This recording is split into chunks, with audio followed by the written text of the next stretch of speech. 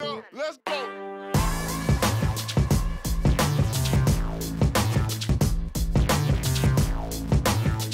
Welcome back to another video. Everybody, Happy New Year. Happy New Year indeed. We're on 2021. Let's get this year started right. And I have to thank a viewer, Anthony Tadon. By the way, if I'm mispronouncing your name, so sorry. But Anthony, you made the suggestion a few weeks back to watch the movie Vampire Hunter D, Bloodlust. And thank you so very much for that suggestion. I have not watched this movie in years and damn well near forgot about how this movie is. So it was good to refresh myself and rewatch this movie, and it was a good movie to start the year out right. Obviously, there's been some changes, and we're going to keep those changes going. But on that note, we're going to get started into this video. A couple things about this movie to start with. One is, this is a hard movie to find online. I had to regrettably watch this on YouTube. It's free, and that's important to know, but you're not going to get the resolution that you would have if you had it on like Blu-ray.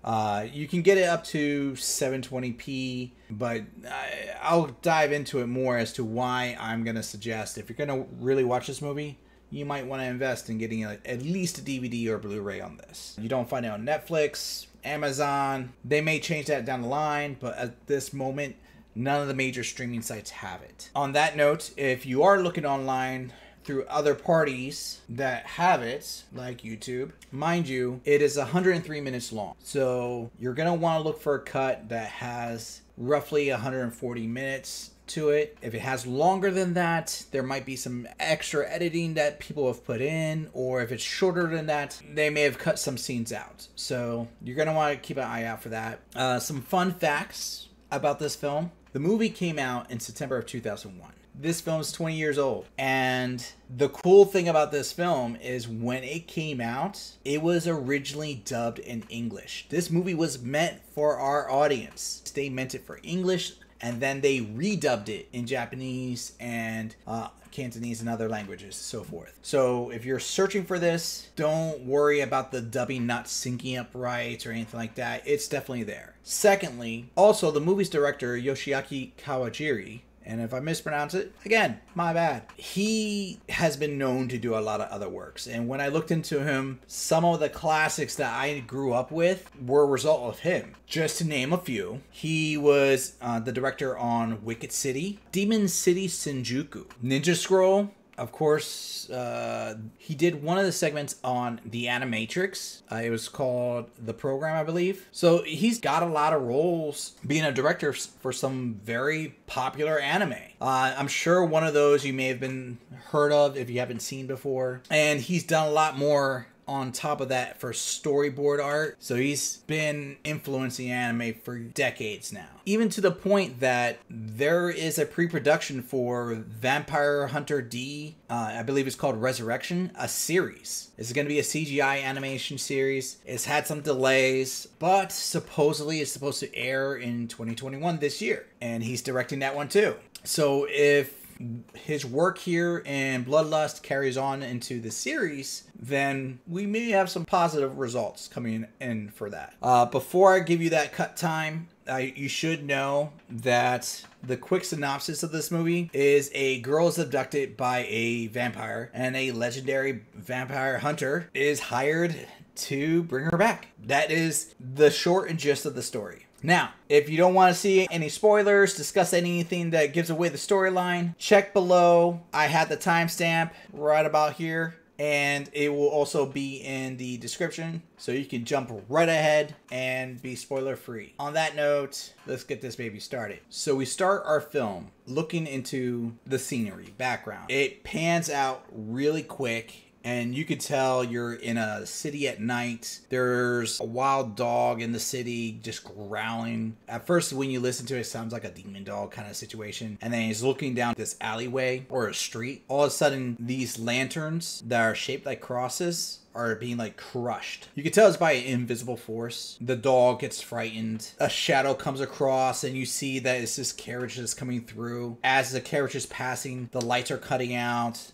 Even the water on the fountain of the city is freezing. The plants are dying instantly. So the cargo in the carriage, it is obviously affecting the environment. It's easy to tell that this is a negative entity of some kind. And then you see one of our main characters who's laying in bed.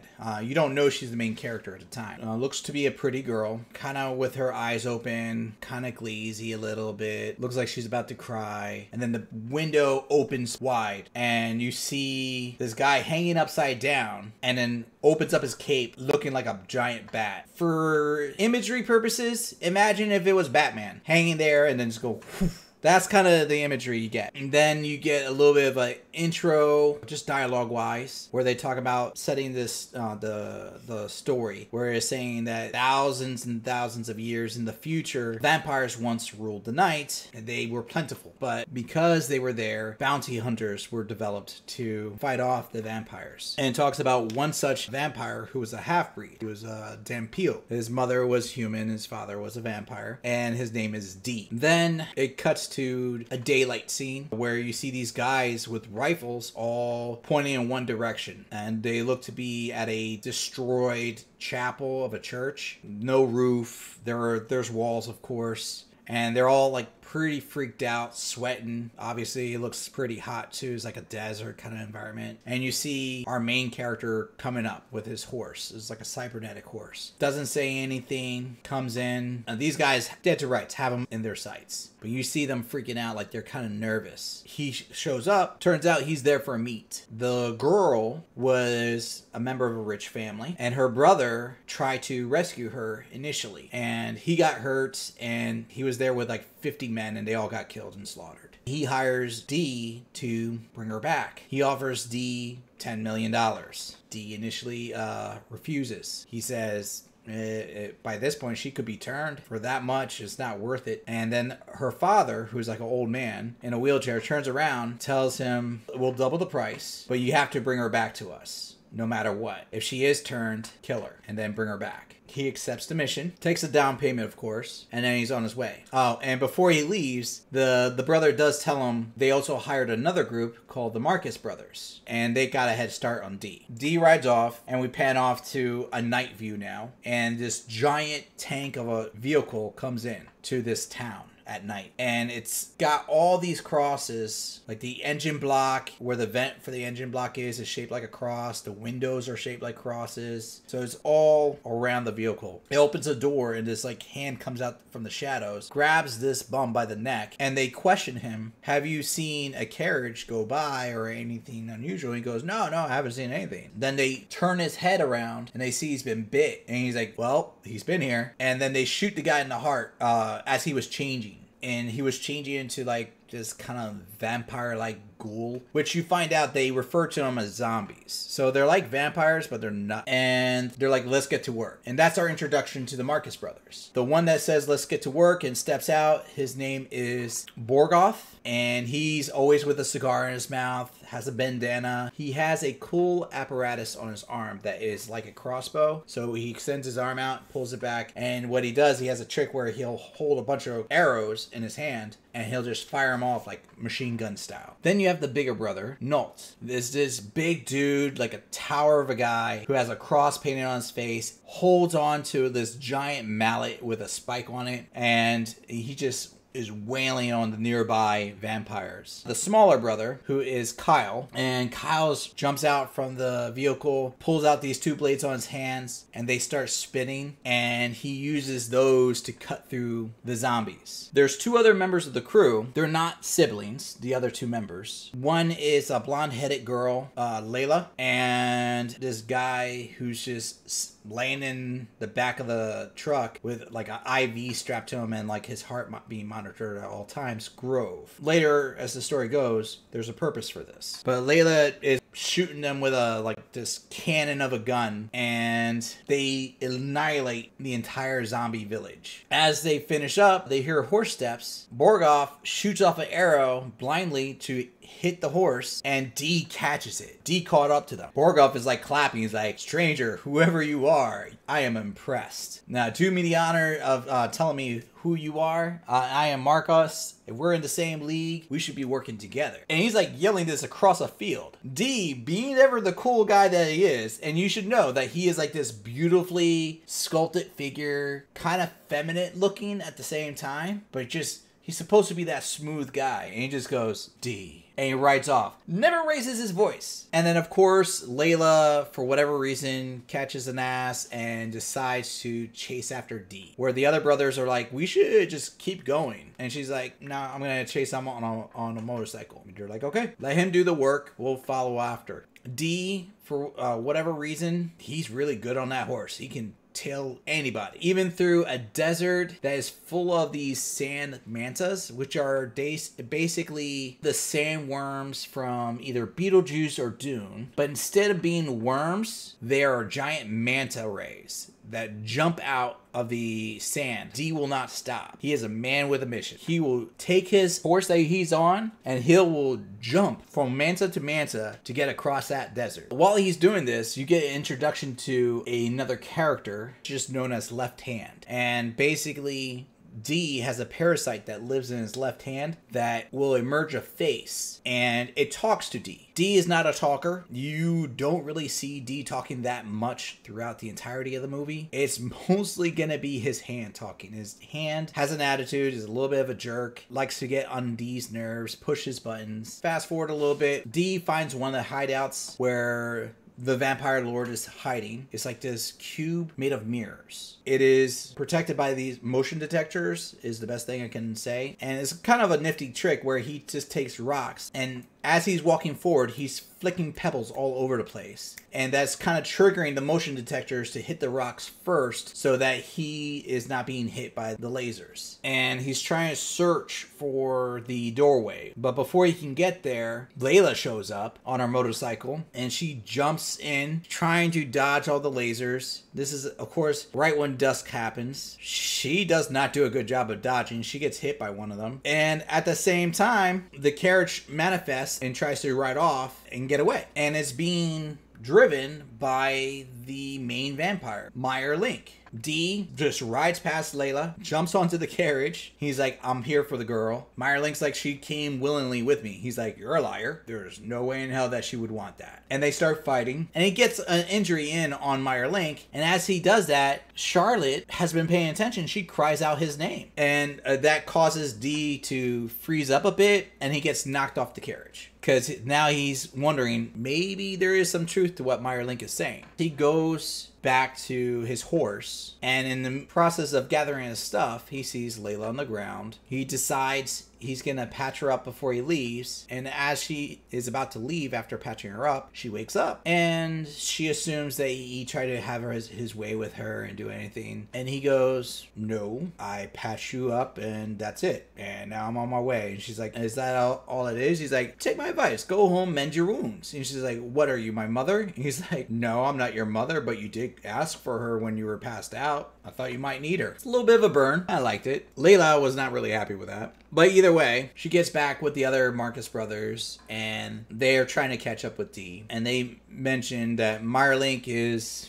probably headed to the one place most vampires will go if they're in trouble. A place called Barbosa. From what I gather, Barbosa is a hometown of servants that are dedicated to vampires. So they're full of like mutants, demons, and you get a glimpse of some of them, like snake women, werewolves, warlock like characters that do spells, characters that are deformed, and so forth like that. And they'll take any job from any of the lords of the night, as it were. And the Marcus brothers actually get there a little bit before D, but they get caught up in a trap that's set up by one of the creatures of Barbosa. Kind of has the ability to shadow jump and make duplicates out of shadows. Think of like a shadow jutsu where it manipulates the shadows. It can dip into your own shadow and attacks you using your own shadow. It can stab into the shadow. And actually, it does kill one of the Marcus brothers. It kills Nolt, the big one. I did like him. He seemed simple, but he seemed kind. And he gets a warning off to the other brothers, watch out for the shadows. Now, granted, you don't see any more attacks being done on the rest of the brothers. So now we go back to D. He asked for an audience with the residents of Barbosa, and they actually let him in out of two reasons: confidence, and then secondly, they know of D. He is famous from what they described. They're like, we've heard of you. Like, we've seen a lot of damn peel in our time, but none like you. You're special. And they actually kind of give him a warning. They're like, we have a job and we're gonna do our job, but you can kind of walk away. And he kind of gives them the same offer. He's like, I will pay you to walk away and just let me get to that carriage. I just want the girl.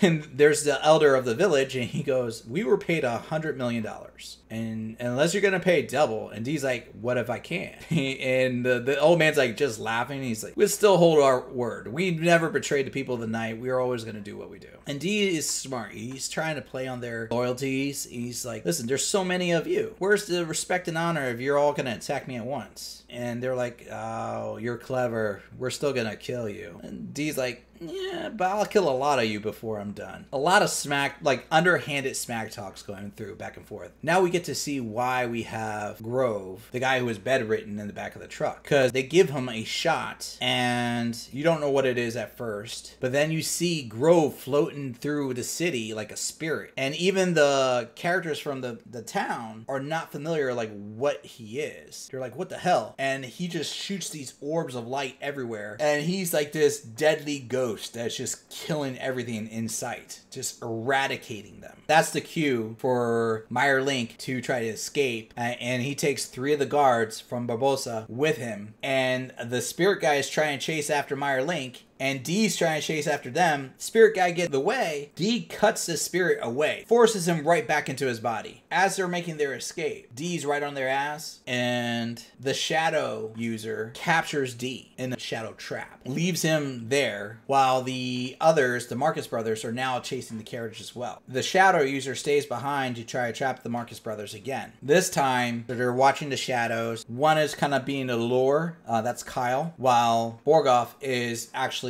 keeping an eye out, and they're on him, but he's still holding his own. This is where Left Hand steps in, which I feel like Left Hand is like a cheat code. He just starts absorbing the air and the essence of the spell around him, and D uses that to cut through it. When that happens, the shadow user gets distracted, giving the Marcus brothers a chance to kill him. Now there's 2 other creatures from this town, a female, Caroline I believe her name was, and sadly I forget the other creature's name because he really doesn't do much. He's a werewolf, for the lack of a better term. But Caroline, to me, was the most powerful of the 3. She could merge with materials, kind of like the Absorbing Man. But those 2 are still with Meyer Link, and they're getting their resources back together. It's during the daylight. They're hydrating. They let Charlotte out of the wagon so that she can get a little glimpse of the sunlight and the beautiful scenery. And then what happens there is she goes off her own, and D shows up, and he's kind of questioning Charlotte. He's trying to see why she went with Meyer Link. As he's questioning her, Layla shows up in the middle of the conversation, slaps Charlotte, and is like, you're an idiot. You might as well just come with me anyways. Now, mind you, while this is happening, D is just really watching this, and Layla has a gun to Charlotte's head, and he tells her, hey, look up above you. And there's Caroline, this cat-like creature that is attacking Layla. She dodges, D intervenes, and he starts going back and forth with Caroline. Caroline's merging with the force around her, and he thinks that he's able to kill her. In the process, he's weakened because he's been out in the sun too long, and he passes out before he can bury himself. Layla sees this. She decides to help D out. Now, if you're wondering why all of a sudden, there was a point in the story a little bit beforehand where D did not have a horse because of the whole incident with the shadow user, and he went to a town to get a horse. Layla kind of tricked the town into knowing that he's a Dampeel, which they kind of have racist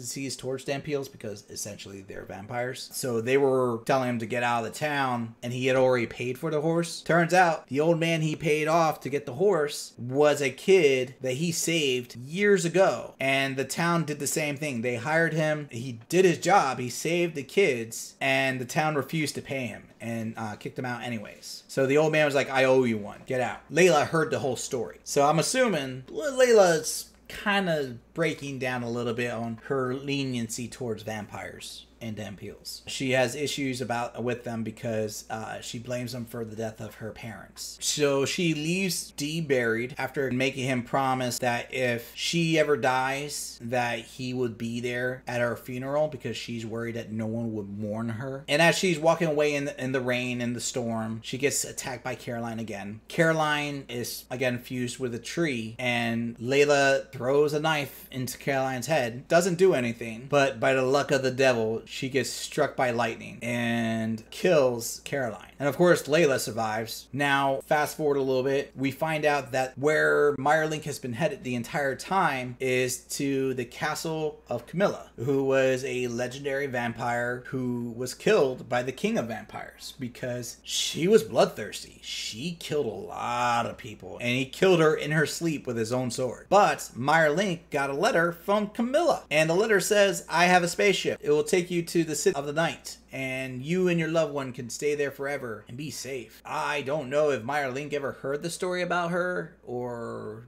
knew what was going on, but she'd be dead. He shows up there, and she's very much there, but apparently she's like a spirit now. And she's offering to help Meyerlink and Charlotte go up into space. But she tells them, you know, you guys should take a moment to rest. This is going to be a long journey, and go to your rooms. Meyerlink is with Charlotte, but you could see as the story had progressed, even into this point, Meyerlink is struggling not to feed on Charlotte. And Charlotte's like, go ahead and do it. I want to be with you forever. And he's like, you don't understand. It changes you. It makes you different. And it's like a torture. I don't want to do that to you. And as they're going back and forth about this, in the discussion, he tells her, let's continue this conversation on the ride to the city of the night. I got to handle some unfinished business. He tells her, stay in your room. Don't go anywhere. And he goes to step out. Now, you might be asking yourself, what happened to the third guard from Barbosa? He stood ground to meet Vampire Hunter D as he was coming. You got a glimpse of D, and you got a glimpse of the guy, and then he dies. He gets to say like one line about like he was actually hired by Carmilla, not by Meyerlink. So everything has been planned by Carmilla. Go back to Meyerlink.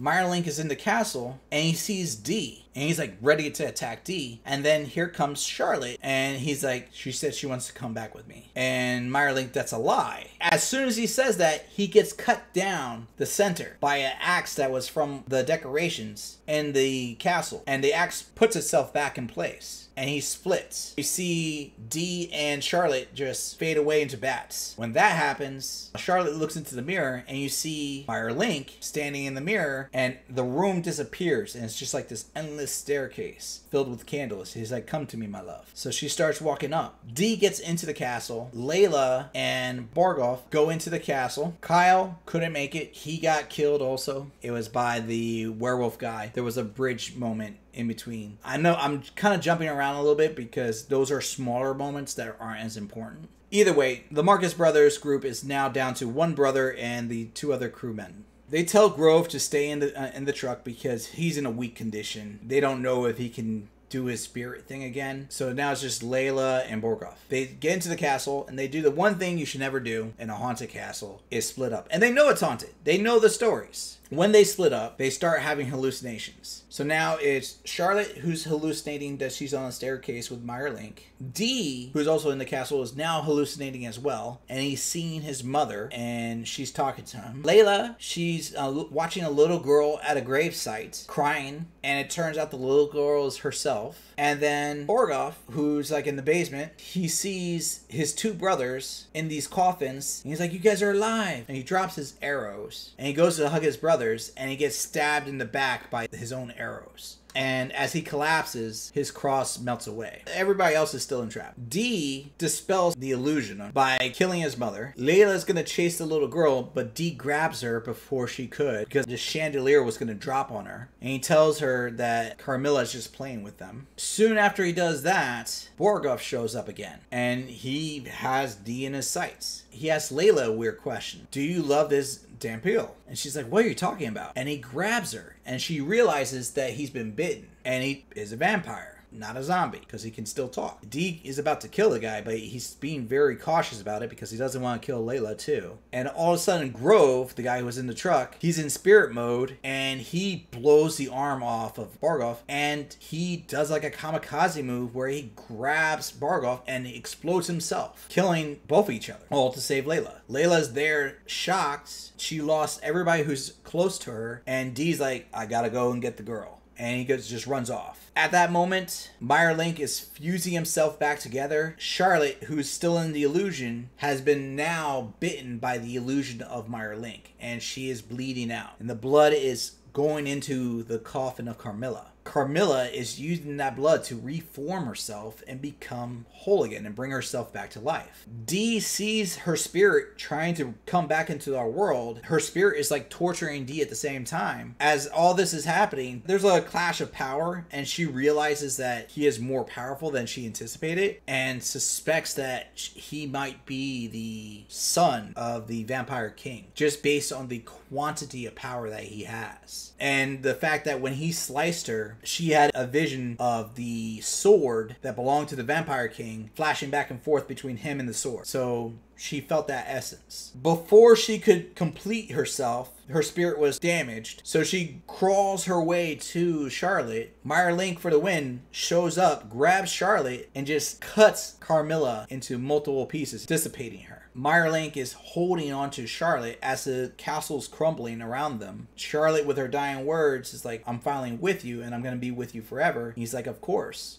We're going to go to the city of the night. I promise you. And she dies in his arms. And D, being the guy of his word, he's like, I still need her. They start fighting each other. Layla, who at this point has been traumatized, brutalized, she's just done with it. She takes the ring off of Charlotte, throws the ring at Meyer Link and Vampire Hunter D. Before D could kill Meyer Link, he sees the ring. So instead of stabbing Meyer Link in the heart, he stabs him in the shoulder. Meyer Link's like, why? He goes, I just needed proof that she was dead and bring that back. This ring is enough. Cut to the outside of the castle. Layla's with D. They're watching the castle crumble, and they see, as the castle is falling apart, the rocket ship leaving. And he's like, where are they going? And D's just like, someplace far away. And you can see Layla's like, go, go, go. She's now rooting for the vampire that she was originally gonna kill. Once the rocket is safely in space, you start hearing like these eulogies and these prayers. And you think for a moment that maybe this is to Charlotte. They pan into a funeral, and you see this little girl there, blonde hair. She kind of has freckles. And she looks over to this tree on a hill, and she sees D on his horse. And she goes to him, and he's about to ride off. And she goes, if you're a friend of the family, you can come by and say some words or anything. And he goes, I was just here keeping a promise to an old friend who thought there will be no one to mourn her.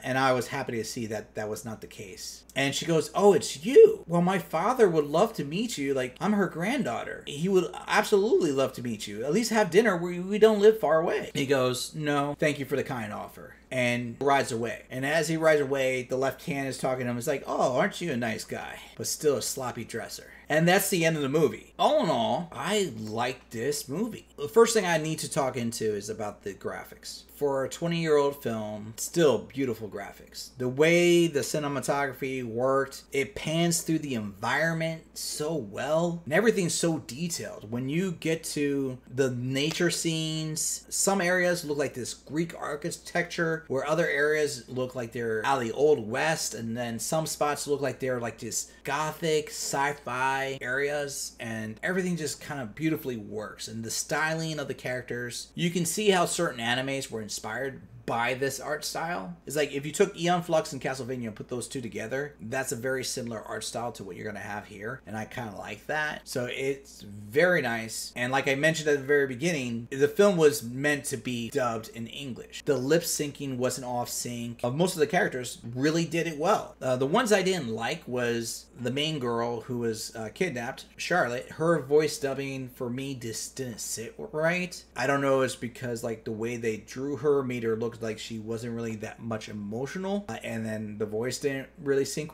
right with it for me. And the funny thing is, I like the other characters more than I like the main character, and that I've enjoyed some projects like that where the side characters make the movie more so than the hero. Like the hero is like this character that is gonna be this unstoppable force. I mean, obviously he is stoppable to a certain extent, but he's just that kind of guy, and you can't really have much on that. Where the other characters, there's vulnerability, there's plot, there's emotion. They play off each other, and that makes it work. Speaking of sound, the sound score is actually really good. It kind of is subtle a lot of times in the movie, but when it kicks in nice. It has a lot of orchestra in it, and I kind of like that. And just works. As for the actual plot, I enjoyed it. I got a little bit more exposition than I wanted for the side character that's called Left Hand, but for the most part, they don't really try to dumb it down. It just feels natural that they're talking, how they talk and how they explain things.